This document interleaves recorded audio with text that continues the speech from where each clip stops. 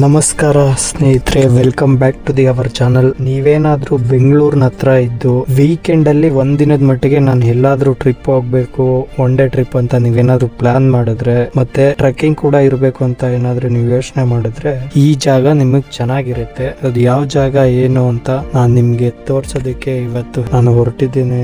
ಮತ್ತೆ ಜೊತೆಗೆ ಇವತ್ತಿನ ವಿಡಿಯೋದಲ್ಲಿ ನಾನು ನಿಮಗೆ ಈ ಬೆಟ್ಟ ಅಂದ್ರೆ ಗುಡಿಬಂಡೆ ಬೆಟ್ಟದ ಬಗ್ಗೆ ನಾನು ಕೆಲವು ಸೀಕ್ರೆಟ್ ನ ನಿಮ್ಗೆ ಹೇಳಲು ಹೊರಟಿದ್ದೇನೆ. ಅಂದ್ರೆ ಇದು ಎಷ್ಟು ವರ್ಷಗಳ ಹಿಂದೆ ಬಂತು ಏನು ಅಂತ ನಾನು ಈ ವಿಡಿಯೋದಲ್ಲಿ ತಿಳಿಸ್ಕೊಡ್ತೀನಿ. ನಾವಿವತ್ತು ಬಂದಿರೋದು ಚಿಕ್ಕಬಳ್ಳಾಪುರ ಜಿಲ್ಲೆಯ ಸುಂದರ ಆಗಿರುವಂತ ಒಂದು ಗುಡಿಬಂಡೆ ಬೆಟ್ಟ ಅಂತ. ಈ ಗುಡಿಬಂಡೆ ಬೆಟ್ಟ ಅಂತ ಇರೋದ್ರಿಂದಾನೇ ಈ ಊರ ಹೆಸರು ಕೂಡ ಗುಡಿಬಂಡೆನೆ ಕರೀತಾರೆ. ಅಂದ್ರೆ ಊರಲ್ಲಿರೋದು ಗುಡಿಬಂಡೆ ಬೆಟ್ಟ, ಊರ ಹೆಸರು ಗುಡಿಬಂಡೆ ಅಂತ. ದೂರದಿಂದ ನೋಡೋದಕ್ಕೆ ಒಂದು ದೊಡ್ಡದಾಗಿರೋ ಬಂಡೆ ತರನೇ ಕಾಣುತ್ತೆ. ಬೆಟ್ಟದ ಮೇಲೆ ಒಂದು ಕೋಟೆ ಕಟ್ಟಲಾಗಿದೆ. ಅದು 400 ವರ್ಷಗಳ ಹಳೆಯ ಕೋಟೆ ಆಗಿದೆ. ಇವತ್ತು ಈ ಬೆಟ್ಟವನ್ನ ಒಟ್ಟಿಗೆ ಹತ್ಕೊಂಡು ಅದ್ರ ಜೊತೆ ಅದ್ರ ಹಿಂದೆ ಇರುವಂತ ಆಶ್ಚರ್ಯಕರವಾದಂತಹ ಇತಿಹಾಸವನ್ನ ತಿಳ್ಕೊಳ್ಳೋಣ. ಕೊನೆವರೆಗೂ ಈ ವಿಡಿಯೋನ ಮಿಸ್ ಮಾಡದೆ ನೋಡಿ, ಹಾಗೂ ನೀವು ನನ್ನೊಂದಿಗೆ ಇತಿಹಾಸವನ್ನು ತಿಳಿದುಕೊಳ್ಳಿ ಅಂತ ಹೇಳ್ತಾ ನಾನು ಇವಾಗ ವಿಡಿಯೋ ಶುರು ಮಾಡ್ತಾ ಇದ್ದೀನಿ. ಬನ್ನಿ ಸ್ನೇಹಿತರೆ, ನಾವೀಗ ಬೆಟ್ಟದ ಮೆಟ್ಲು ಹತ್ತುತ್ತಾ ಇದೀವಿ.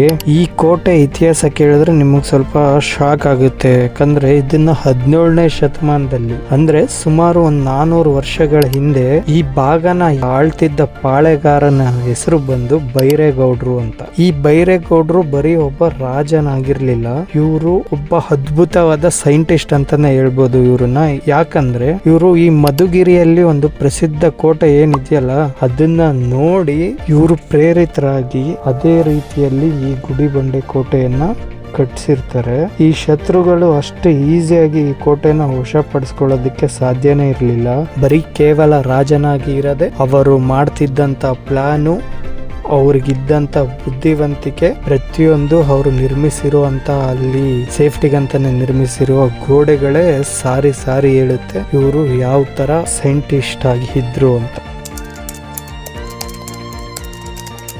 ಈಗ ನಾವೇನು ಬೆಟ್ಟದ ಮಧ್ಯದ ಭಾಗದಲ್ಲಿದ್ದೀವಿ. ಇಲ್ಲಿ ನೀವು ಗಮನಿಸಬೇಕಾಗಿರೋದು ಏನಂದ್ರೆ, ಬೈರೇಗೌಡರು ಅವಾಗಿನ ಟೈಮಲ್ಲೇ ವಾಟರ್ ಮ್ಯಾನೇಜ್ಮೆಂಟ್ ಅಥವಾ ಅದೇನ್ ನಾವು ನೀರಾವರಿ ಪದ್ಧತಿ ಅಂತೀವಲ್ಲ ಜಾರಿಗೆ ತಂದಿದ್ರು. 400 ವರ್ಷಗಳ ಹಿಂದೆನೆ ಇವರು ಬೆಟ್ಟದ ಬೇರೆ ಬೇರೆ ಜಾಗಗಳಲ್ಲಿ ಒಟ್ಟು ಟೋಟಲ್ 19 ಕಲ್ಲಿನ ಕಲ್ಯಾಣಿಗಳು, ಅಂದ್ರೆ ಕೊಳಗಳು, ಕಲ್ಯಾಣಿಗಳು ಅಂತ ಏನ್ ಹೇಳ್ತೀವಲ್ಲ ಅದನ್ನ ಕಟ್ಸಿದ್ರು. ಯಾಕಂದ್ರೆ ಈ ಮಳೆ ಬಂದಾಗ ಬೆಟ್ಟದಿಂದ ಬೀಳೋ ನೀರು ಸುಮ್ನೆ ಕೆಳಗಡೆ ಹರಿದು ಹೋಗ್ಲಾರ್ದಂಗೆ ಅದನ್ನ ಒಂದು ಈ ಕೊಳದಲ್ಲಿ ಅಥವಾ ಕಲ್ಯಾಣಿಲಿ ತುಂಬಿದ್ರೆ ಅದೇ ನೀರನ್ನೇ ಒಂದು ಕಲ್ಯಾಣಿಲಿ ಅದೇ ನೀರು ತುಂಬುತ್ತಲ್ಲ, ಅದು ತುಂಬಿ ಹರಿದು ವೇಸ್ಟ್ ಆಗ್ಬಾರ್ದು ಅಂದ್ಬಿಟ್ಟು ಒಂದು ಕಲ್ಯಾಣಿಯಿಂದ ಇನ್ನೊಂದು ಕಲ್ಯಾಣಿಗೆ ಹರಿಯಕ್ಕಂತಾನೆ ದಾರಿ ಮಾಡಿರ್ತಾರೆ. ಅಂದ್ರೆ ಅಲ್ಲಿ ತುಂಬಿದ ನೀರು ಈ ಕಲ್ಯಾಣಿಗೆ ಬರ್ಲಿ ಅನ್ನೋ ರೀತಿ. ಮತ್ತೆ ಅಲ್ಲಿ ಬೆಟ್ಟದ ಮೇಲೆ ಇರ್ತಿದ್ದಂತ ಸೈನಿಕರಿಗೆ ಮತ್ತೆ ಜನರಿಗೆ ಯಾರಿಗೇ ಆಗ್ಲಿ ವರ್ಷ ಪೂರ್ತಿ ಕುಡಿಯಕ್ ನೀರಿನ ತೊಂದರೆ ಆಗ್ಬಾರ್ದು ಅಂತ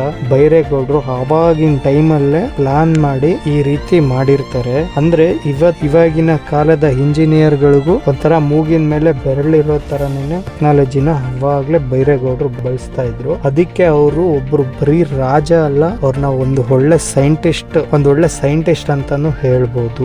ಹಂಗೋ ಹಿಂಗೋ ಮಾಡಿ ಬೆಟ್ಟದ ಮೇಲೆ ಬಂದೇ ಬಿಟ್ವಿ. ಇಲ್ಲಿ ಬಂದ ತಕ್ಷಣ ನಮಗ್ ಸಿಗೋದು ಒಂದು ಶ್ರೀರಾಮೇಶ್ವರ ದೇವಾಲಯ. ಅಂದ್ರೆ ನೋಡೋದಕ್ಕೆ ಚಿಕ್ಕ ಗುಡಿ ತರ, ದೊಡ್ಡ ಬಂಡೆ ಮೇಲೆ ಗುಡಿ ಇರೋದ್ರಿಂದ ಗುಡಿ ಬಂಡೆ ಅಂತ ಹೆಸರು ಬಂದಿರೋದು. ಇಲ್ಲಿ ಒಂದು ಚೋಳರ ಶೈಲಿಯ ಕೆತ್ತನೆಗಳನ್ನ ನಾವು ನೋಡಬಹುದು. ಮತ್ತೆ ಇದರಿಂದ ಒಂದು ದೊಡ್ಡ ಕಥೆನೇ ಇದೆ. ತ್ರೇತಾಯುಗದಲ್ಲಿ ಋಷಿ ವಿಶ್ವಾಮಿತ್ರರು ಇಲ್ಲಿ ಬಂದು ತಪಸ್ ಮಾಡ್ತಿದ್ರು ಅಂತಾನು ಹೇಳ್ತಾರೆ. ಶ್ರೀರಾಮಚಂದ್ರ ತನ್ನ ವನವಾಸಕ್ಕಂತ ಹೋಗೋ ಟೈಮಲ್ಲಿ ಇಲ್ಲಿ ಬಂದು ದೇವಸ್ಥಾನ ಗುಡಿ ಒಳಗಡೆ ಏನು ಲಿಂಗು ಇದೆ, ಈ ಶಿವಲಿಂಗವನ್ನ ಅವರೇ ನಿರ್ಮಿಸಿರೋದು ಅಂತಾನು ಒಂದು ನಂಬಿಕೆ ಇದೆ. ಇಲ್ಲಿ ಬಂದು ದರ್ಶನ ಮಾಡಿದ್ರೆ ಮನಸ್ಸಿಗೆ ಸಿಗೋ ನೆಮ್ಮದಿನೇ ಬೇರೆ ಅಂತ ಅನ್ಸುತ್ತೆ. ಅದು ಇಲ್ಲಿ ಬಂದಾದ್ಮೇಲೆ ಗೊತ್ತಾಗುತ್ತೆ. ಯಾಕಂದ್ರೆ ಇಲ್ಲಿನ ಸುತ್ತಲಿನ ವಾತಾವರಣ, ಇಲ್ಲಿ ಬರುವ ತಣ್ಣನೆ ಗಾಳಿ ಒಂಥರ ಮನ್ಸಿಗೆ ನೆಮ್ಮದಿ ಸಿಗುವಂತ ಜಾಗ ಅಂತಾನೆ ಹೇಳ್ಬೋದು. ಸುತ್ತ ನೋಡ್ತಾ ಇದ್ರೆ ಹಂಗೆ ನಮ್ಗೊಂದು ಕೆರೆ ಕಾಣಿಸುತ್ತೆ. ಅದನ್ನ ಅಮಾನಿ ಬೈರಸಾಗರ ಕೆರೆ ಅಂತ ಕರೀತಾರೆ. ಇದನ್ನು ಕೂಡ ಬೈರೇಗೌಡ್ರ ಕಟ್ಸಿರೋದು. ಇಲ್ಲಿಂದ ಸನ್ಸೆಟ್ ನೋಡೋದಕ್ಕೆ ಬಹಳ ಚೆನ್ನಾಗಿರುತ್ತೆ. ಒಂದು ಸುಮಾರು ನಾವು ಅಥವಾ ಮೆಟ್ಲುಗಳು ಬಂದು 400 ಮೆಟ್ಲನ್ನ ಹತ್ಬಿಟ್ಟು ಸುಸ್ತಂತ ಅನ್ಸೋದೇ ಇಲ್ಲ ಅಲ್ಲಿಂದ ಹತ್ತಿದ್ದು. ಈ ಕೋಟೆ ನೋಡಿದಾಗ ನಿಜಕ್ಕೂ ಒಂಥರ ಏನೇ ಆಗ್ಲಿ ಒಂಥರ ನೆಮ್ಮದಿ ಸಿಗುತ್ತೆ ಈ ಜಾಗಕ್ಕೆ ಬಂದಾದ್ಮೇಲೆ.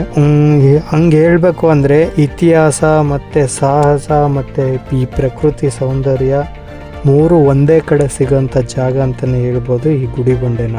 ಸೊ ಸ್ನೇಹಿತರೆ, ನಿಮಗೆ ಈ ಗುಡಿಬಂಡೆ ಕತೆ, ಈ ಗುಡಿಬಂಡೆ ಇತಿಹಾಸ ಇನ್ನೂ ಇದ್ರ ಬಗ್ಗೆ ಏನಾದರೂ ತಿಳ್ಕೊಳ್ಬೇಕನ್ನೋ ಥರ ಇದ್ರೆ ಅಥವಾ ನಾನು ಕೊಟ್ಟಿರೋ ಮಾಹಿತಿ ನಿಮಗೆ ಇಷ್ಟ ಆಗಿದ್ರೆ ನೀವು ಯಾವಾಗ ಇಲ್ಲಿಗೆ ಬರ್ತೀರಾ ಅಂತ ಕಮೆಂಟ್ ಮಾಡಿ.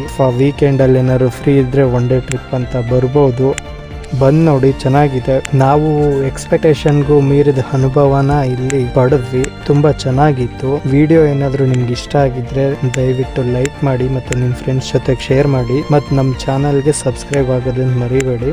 ಮುಂದಿನ ವಿಡಿಯೋದಲ್ಲಿ ಮತ್ತೊಂದು ಸೂಪರ್ ಜಾಗಕ್ಕೆ ಕರ್ಕೊಂಡು ಹೋಗ್ತೀನಿ ಅಂತ ಹೇಳ್ತಾ ನಾನು ಈ ವಿಡಿಯೋನ ಇಲ್ಲಿಗೆ ಮುಗಿಸ್ತಾ ಇದ್ದೀನಿ. ಇಷ್ಟೊತ್ತವರೆಗೂ ವಿಡಿಯೋ ನೋಡಿದ್ದಕ್ಕೆ ಧನ್ಯವಾದಗಳು.